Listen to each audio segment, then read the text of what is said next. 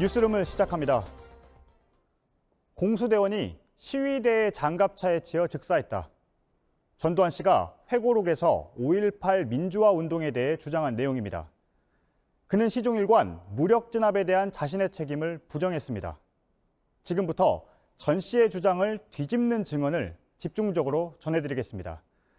JTBC는 당시 전남도청 앞에 배치됐던 계엄군의 대대장 이재원 씨를 인터뷰했습니다. 이 씨는 이 공수대원은 시민군이 아니라 계엄군의 장갑차에 숨졌다고 말했습니다. 인터뷰 이후인 지난해 11월에 고인이 된 이 씨는 있는 그대로의 기억을 얘기하려 했습니다.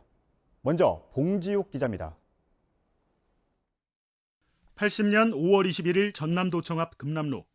계엄군에 맞선 광주 시민들로 가득합니다. 이날 오후 집단 발포로 시민 70여 명이 사망합니다. 전두환 씨는 이를 과격 시위가 부른 참사라고 규정하고 있습니다. 회고록에는 시위대 장갑차가 공수부대를 향해 돌진했고 미처 피하지 못한 부대원이 사망하거나 중상을 입었다고 적었습니다. 계엄군 기록에도 시위대 장갑차가 돌진해 63대대 병사 1명이 사망했다고 돼 있습니다. 화면에 보이는 이 시위대 장갑차의 돌진이 결국 계엄군의 발포를 유도했다는 겁니다.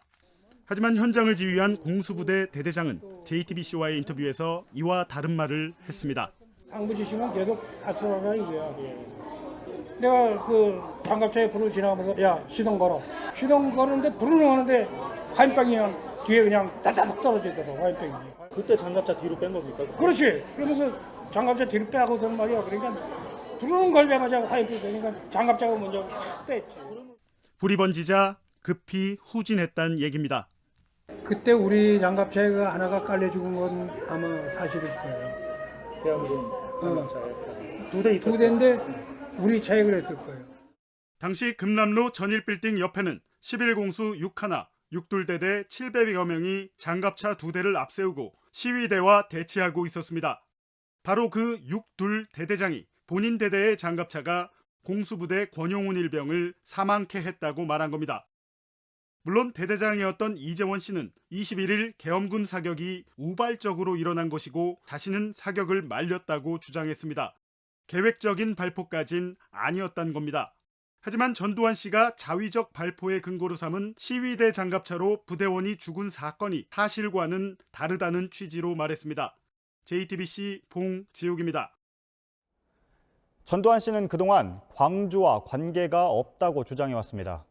계엄사령관이 지휘권을 가지고 있었고 자신은 지휘 라인에 없었다는 겁니다. 하지만 6.2 대대장 이재원 씨는 JTBC와의 인터뷰에서 정호용 특전사령관이 전남도청 탈환을 지시하러 광주에 온 것 같다고 말했습니다. 정 씨는 전두환 씨의 최측근이고 함께 12.12 군사반란을 일으키기도 했습니다. 유선희 기자입니다. 80년 5월 광주 계엄군의 공식 지휘 라인은 하나였습니다. 이희성 계엄사령관, 진종채 2군 사령관, 윤홍정 전교사 사령관, 일선 부대장 순입니다. 전두환 씨가 회고록에 나는 광주작전에 조언조차 할 수 없었다고 적은 이유입니다. 하지만 이재원 6.2 대대장은 지휘 라인에 없는 정호용 특전사령관이 광주에 왔다며 또 다른 지휘 라인이 있다는 느낌을 받았다고 했습니다. 정호용 특전사령관도 내가 온 걸로 기억나는데 아마 그 광주 도청을 갖다 탈환하는 작전 지시를 하러 온 것 같아. 이는 정호용 씨가 서울, 광주를 오가면서 전두환 씨와 진압 대책을 논의했다는 공식 지휘 라인의 검찰 진술과 일치합니다. 이희성 계엄사령관도 전두환은 나에게 결재를 받은 일은 거의 없고 노태우, 정호용을 통해 예하부대에 지시했다고 진술했습니다. 전두환, 황영시, 노태우, 정호용, 일선 부대장으로 이어지는 강력한 비공식 지휘 라인이 있었다는 겁니다. 이들은 12.12 군사반란의 주역들입니다. 감춰진 지휘 라인은 발포명령자 규명의 핵심 과제입니다. 이 발포명령은 어떻게 이루어졌는지, 그리고 이 잔혹한 살상 행위는 정상적인 명령체계에서 이루어진 건지 아니면 또 다른 보이지 않는 손에 의해서 움직인 건지. 정호용 씨는 광주를 오간 사실은 인정했지만 작전엔 관여하지 않았다고 반박했습니다. 광주에 3번 정도 왔다 갔다 하신 걸로 기록이 나오는데 그때 봤으니까 나도 몇 번 왔다 갔다 했죠. 난 지휘권도 없고 네. 저래라 할 수도 없고 사실 나도 책임도 없어요. JTBC 유선입니다. 당시 광주에선 시민이 탄 버스가 공격받는 일도 벌어집니다. 계엄군은 폭도 진압 사건으로 기록했습니다. 이 작전을 수행한 게 바로 이재원 씨가 대대장인 6.2대대였습니다. 하지만 이재원 씨는 버스에 탄 사람들을 폭도로만 규정하지 않았습니다. 유일한 생존자인 여고생도 기억을 하고 있었습니다. JTBC가 만난 생존자의 진술과도 일치하는 부분이 적지 않았습니다. 이지은 기자입니다. 1980년 5월 23일 계엄군은 광주 주남마을 앞길을 가던 버스에 무차별 사격을 가했습니다. 18명 중 15명이 즉사했고 3명이 크게 다쳤습니다. 이 중 2명은 인근 뒷산에서 총살을 당했습니다. 총상을 입은 여고생 홍금숙 씨만 살아남았습니다. 막 콩 튀듯이 총소리가 다다다다다다다 하니까 차 바닥에 내장이 쫙 퍼졌고 엉덩이가 아파 죽겠는데 엉덩이가 없다는 거야 만지니까. 총격을 가한 건 11공수여단 6.2대대 소속 부대원들이었습니다. 신군부는 이를 폭도를 진압한 사건으로 기록했습니다. 그런데 6.2대대장이었던 이재원 씨는 이들을 폭도로만 규정하고 있지 않았습니다. 홍금숙이라고 하죠. 여학생들다가 경운기에 앉혀가지고 보면 실려갔어요. 그리고 2명하고 손이 까딱까딱 하고 야 빨리 헬기 들어가라. 부상자를 살려보내려고 했다는 이야기도 했습니다. 왜 나는 얘네들 전부 보내려고 했거든. 왜? 그래야지 CAC로다 보내야만 뭐 정보도 얻고. 2명을 총살한 것이 자기 부대 책임은 아니라고 했습니다. 연결하라고 그랬더니 그 옆에 7공수 군수장교가 있었대. 모터로 인마 얘들 데리고 왔어. 데려가 처리해. 난 다 보내려고 했는데 그만해. 생존자 홍금숙 씨가 JTBC에 설명한 당시 상황도 이재원 씨 기억과 거의 같습니다. 나보고 어쩌라고 또 데리고 왔냐고. 오전에 너 이렇게 정해놓고 어쩌라고 이 부상자들 데리고 하고 나보고 어쩌라고 그러냐. 근데 막 어디 무전을 하고 그러더라고. 어쩌고니 그 둘이 누워있는 사람 어쩌고니 있는 거 싹 꺼내라 그러더라고. 홍 씨는 살기 위해 입을 다물었다는 이야기도 전했습니다. 혹시 둘이 저기 죽인 거 아니야? 그런 것 같다. 그러면서 이제 나보고 절대 누가 뭔 말을 물어봐도 알아도 몰라요. 몰라도 몰라요. 무조건 모른다. 그래 쌀라고. JTBC 이지은입니다. 이재원 씨는 계엄군의 발포가 시작되기 전 전남도청의 분위기도 전했습니다. 일촉즉발의 상황이고 서로 적대적이었지만 며칠간 굶은 계엄군에게 시위대가 김밥을 건넸다는 말도 했습니다. 이 역시 전두환 신군부가 기록한 광주 시민과는 큰 차이가 있습니다. 강현석 기자입니다. 5월 21일 전남도청 앞 상황을 묘사한 영화의 한 장면입니다. 발포 직전 팽팽한 긴장이 이어집니다. 실제로도 일촉즉발의 상황이었지만 이재원 대대장의 말에 따르면 알려진 것과는 다른 면도 있었습니다. 정오 무렵 수만 명의 광주 시민이 계엄군이 지키던 도청 앞까지 밀고 들어옵니다. 차츰 좁혀지던 간격은 어느새 몇 미터도 되지 않는 상황. 우리하고 이렇게 딱 대치하고 있는데 쫙 일렬 서 있고 얘네들도 그 바로 앞에 한 1보 정도 이렇게 떨어졌을 거예요. 그러면서 시위대가 계엄군에 김밥을 건넸다고 말합니다. 플라스틱 바구니 거기다 김밥을 갖다 잔뜩 가지고 와가지고 김밥을? 자기네들 나눠 먹으면서 우리 병사단에서 주는 거야. 야 받아 먹어. 그러니까 얘네들 이제 막 주더라고. 그러니까는 막 이놈들이 허겁지겁 먹어. 당시 시위대는 광주 시민들의 지원을 받던 상황이어서 음식이 있었습니다. 생각해봐, 뭐 김밥하고 먹을 것을 주겠어요, 누가? 고생한다고 물도 갖다 주고. 계엄군은 19일 작전 투입 뒤 사흘째 굶고 있었다고 합니다. 분위기가 나쁜 게 아니지. 서로 살벌했지만은 여시나 먹으라는 식으로 이제 놀리려고 주는데 난 받아 먹으라고 그랬지. 그날 오후 전남도청 앞에선 계엄군의 발포가 있었고 70여 명이 숨졌습니다. JTBC 강혜석입니다.